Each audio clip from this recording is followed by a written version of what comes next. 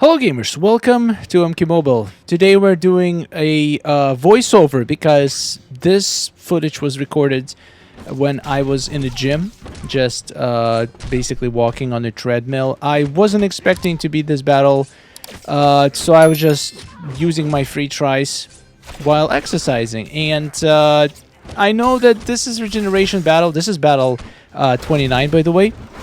So I was using the my regular team, except I made one little change. I put Classic Sonya in there for one reason and one reason only. So my Scorpion gets fusion boosted to level 5. This is a nice little trick that you can do only in this tower, which actually helped a lot because my Scorpion was actually doing much more damage from just hits.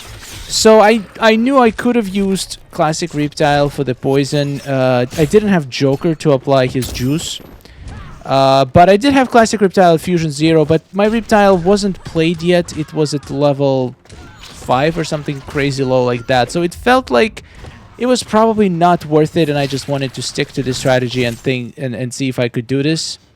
So I was noticing a very significant issue in my strategy, and the issue was I would constantly get wrecked by Revenant Melina when she would dig in. I literally had to change my gear, so I have, like right now I was able to resist her stun because I increased debuff resistance on all of my characters, especially Raiden, because Raiden was always tanking Melina's tag attack. And my hope was to snare her with Raiden tag, which I did.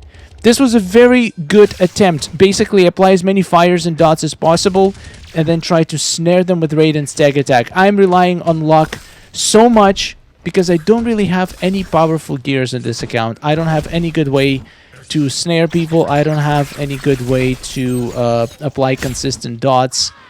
I wish I had Varmints like he had. That piece of gear, in my opinion, is the most impactful piece of gear that you can ever get on your account. Just ability to snare on basic attacks and ability to gain shield on to a character and take out. That's gonna be a game changer. So if you ever have a chance to get Varmints like he had, I highly recommend it. So I knew this strategy could work. The only thing I wanted to do is to basically not lose my characters if things went wrong. If Melina takes in and she does something nasty, I wanted to have an extra chance, like an extra life if I'm about to lose my character. And since I didn't have any fancy gear that gives me this opportunity, I started thinking, how can I stop my characters from dying before, like, even if they get hit with a strong attack? And then it came to me.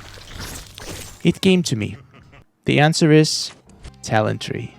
So I went to my talent tree setup and I basically created a fourth preset, a preset that I never thought I would need to create. And I was about to set up a talent tree using a couple talents that constantly get clowned by a lot of veteran players in MK Mobile. People literally making fun of other people for using this very specific talent. But let me just tell you something. When you're a beginner, any means necessary are gonna be the means you're gonna have to take. Yes, it doesn't feel good to rely on things like Revenant or Bone Shield, but sometimes it is absolutely necessary. And in this match, you can see, like, I've spent probably 10 tries until I changed my talent tree with pretty much no success. And just one little tiny change, just adding Revenant and Bone Shield to my talent tree, absolutely changed the game. And not just for this battle. I'll give you a little spoiler. By the time I'm recording this battle, I made it pretty far into the tower, and the Revenant and Bone Shield are the only reason I'm that far. It's extremely unreliable, and it's extremely luck-based, but sometimes the skill is not enough. The characters and gear that you have are just not enough. You just need a little bit of luck on your side. It might take many tries, but if you can save your life once or twice during the battle where you would lose a key character like MK11 Scorpion. Losing MK11 Scorpion is pretty much game over because I'm relying on his fires to melt the enemies down, and this just gives me the little extra something, little extra chance to make it happen. So with my Revenant and Bone Shield equipped, I jump straight back into the battle. And what happened next should be in history books. I'm not even over-exaggerating. It took me one try, one failed attempt before this one, and just look at how much Revenant and Bone Shield. Actually, to be honest, it didn't do anything. If I remember this fight correctly, my actual final fight did not even trigger Revenant once, if I'm not mistaken. But let's see. But it gave me confidence, knowing that I might actually survive if Melina wrecks me, knowing that I have this little extra cushion of safety. And knowing that maybe made me more bold. It made me take risks that I wouldn't normally take and be more aggressive than I normally would be. And that, in my opinion, resulted in my victory. And maybe I did not take advantage of Revenant or Bone Shield in this particular battle, but trust me, in the upcoming videos, you're going to see how much difference it made for the battles that it did end up winning me. It's absolutely glorious. So basically, I'm just trying to apply as many dots as possible. I equip fires, I equip bleeds. I take these characters down one by one. Look at this luck. Did not get stunned because of my beautiful armor that gives me 20% debuff resistance. So much luck. I cannot take credit for any of this.